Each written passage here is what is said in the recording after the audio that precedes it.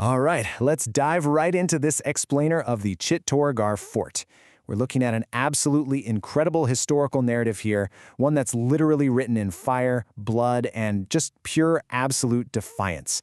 It's a story that's going to seriously challenge how we, in the modern day, understand concepts like survival, honor, and warfare. So, let's break it all down. Picture this, we're starting right in the suffocating heat of the spring of 1303, deep inside a royal chamber that smells intensely of crackling sandalwood. Rani Padmini and hundreds of women, all dressed in stunning crimson silk, are preparing for the unthinkable. And just outside, a blinding dust storm is raging, while 20,000 imperial troops from the Delhi Sultanate are actively battering the colossal stone gates. The air in that room didn't just smell of smoke, it smelled of finality. Now, the concept of Jauhar feels like straight-up dark fantasy to us today.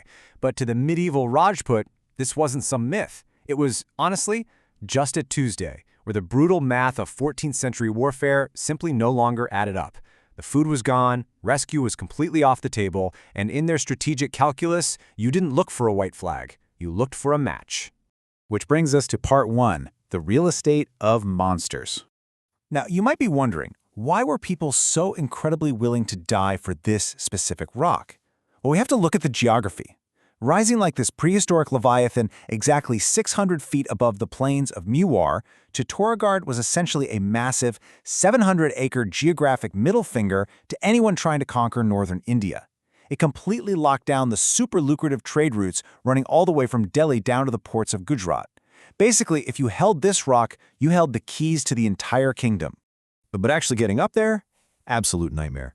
To even reach the main plateau, an invading army had to survive a grueling gauntlet that was designed specifically to turn them into sweaty, frustrated casualties. We're talking a steep, zigzagging ascent, 7 colossal iron-spiked wooden gates, and specialized crews whose only job was manning murder holes to pour boiling oil on you. It was engineered for literally cinematic levels of destruction. You see, it was quite simply the perfect plan. Well, right up until the grain ran out. The fort's real magic was its natural limestone aquifer and the Galmuk Spring. So theoretically, defenders could just outlast any siege with fresh water, safely watching the enemy down below die of heat stroke. But eventually the food runs dry, and as it turns out, you cannot eat stone. So let's move on to part 2, the Sultan's mirror trick. Enter Sultan Al-Din Khilji. Brilliant, ruthless, and the guy who besieged the fort in 1303, meticulously tightening the noose around the Rajputs. Now, the folklore tells this poetic story that Khilji agreed to spare the fort if he could just see Queen Padmini's reflection across a lotus pool. But the reality? Much, much more humiliating. Imagine the immense tension of a macho, battle-hardened Rajput king who's desperately low on barley, suddenly forced to invite his bitterest enemy inside his own home. Whether that mirror trick actually happened or not, the peace talks completely fell apart, the king was captured through treachery, and the clock finally ran out. And that brings us to part 3, the physics of the fire. Okay, so by August 1303, the defenders know no rescue army is coming over that horizon. Returning to that terrifying scene in the royal chambers, it's crucial to understand that Jauhar was not some frantic, panicked reaction to defeat.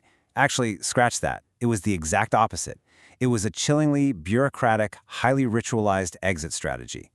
Think about the logistics. They dig a massive, subterranean pit, pile it with wood, ghee, and sulfur, dress up in their absolute finest crimson and gold bridal poshaks, and then have someone lock the heavy iron doors from the outside.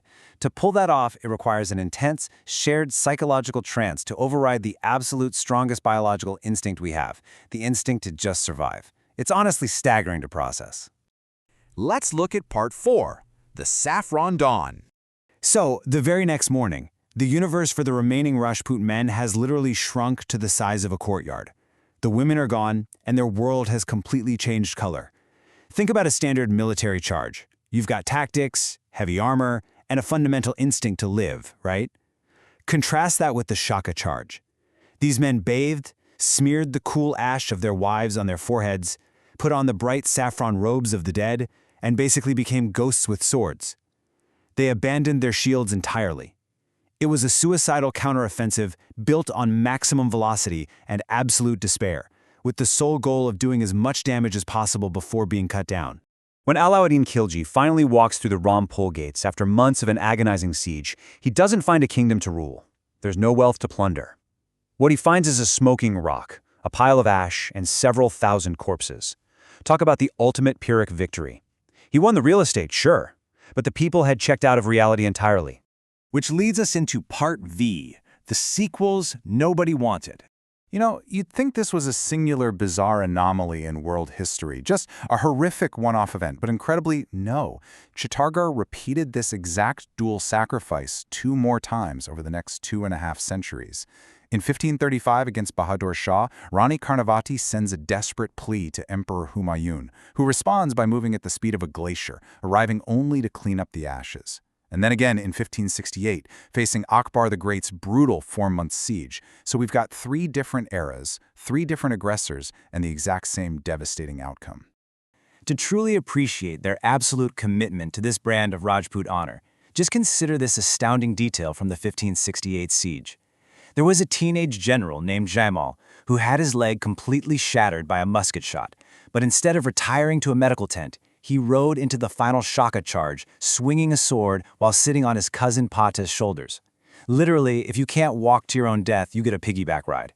The sheer stubbornness and defiance here are almost beyond our modern comprehension. Finally, we have the echoes in the stone. Interestingly enough, today, the Jauhar Kund, the very site of those massive pyres, is just this peaceful green lawn filled with langur monkeys and tourists with selfie sticks. It makes for a deeply jarring contrast to the blood-soaked history we've just been talking about. So what does this all mean for us? In our modern era of optimization, compromise, and basically survival at all costs, how do we even begin to process a culture that genuinely believes some things are far, far worse than dying? While it feels deeply alien and, frankly, terrifying to us today, those ashes forged a fierce cultural identity in Mewar. It really proves just how extreme the human spirit can be when it's backed into a corner with its back against the sky.